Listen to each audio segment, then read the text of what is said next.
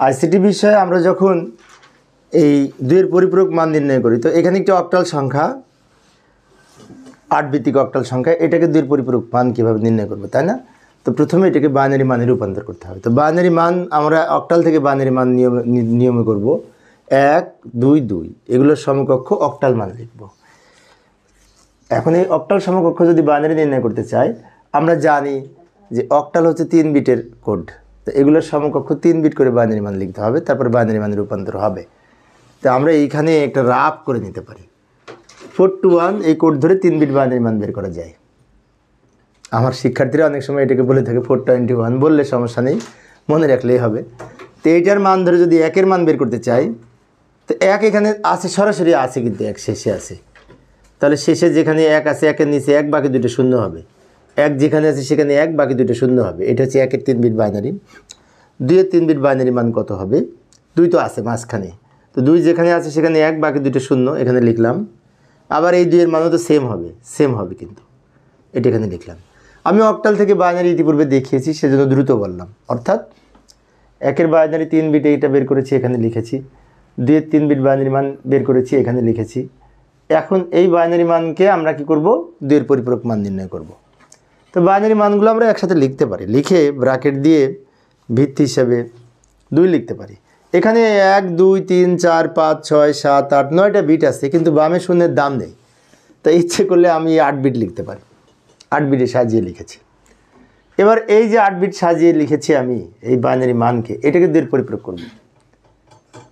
তো আমি আবার বলছি, লক্ষ্য করি, প্রথমে এটাকে বাইনারি মান নির্ণয় করলাম অক্টাল থেকে বাইনারি করার নিয়মে 3 বিট করে বাইনারি মান বসিয়ে।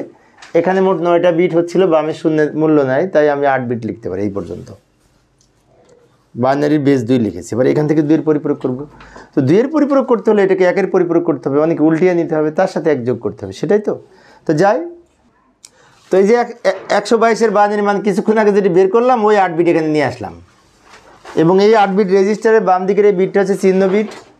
চিহ্ন বিট যেহেতু শূন্য, তাই এটি প্লাস সংখ্যা বলতে পারি। আচ্ছা, এবার এটাকে 1-এর পরিপূরক করব কিভাবে বলো তো? 1-এর পরিপূরক কিভাবে করব তোমরা বলো?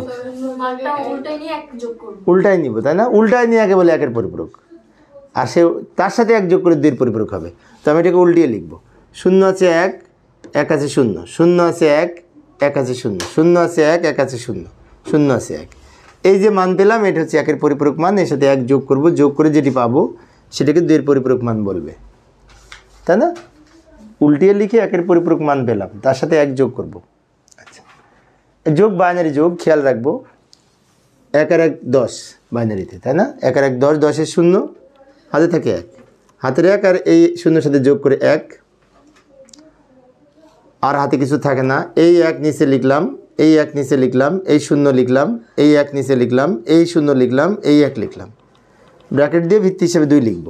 আমি আবারও বলছি, এই লাইনের সাথে 1 যোগ করে এখানে লিখেছি, যেটি পেলাম এটাকে বলে 2-এর পরিপূরক মান, এবং -122-এর মান হবে। এখন অনেকের মনে হতে পারে মাইনাস কেন হবে?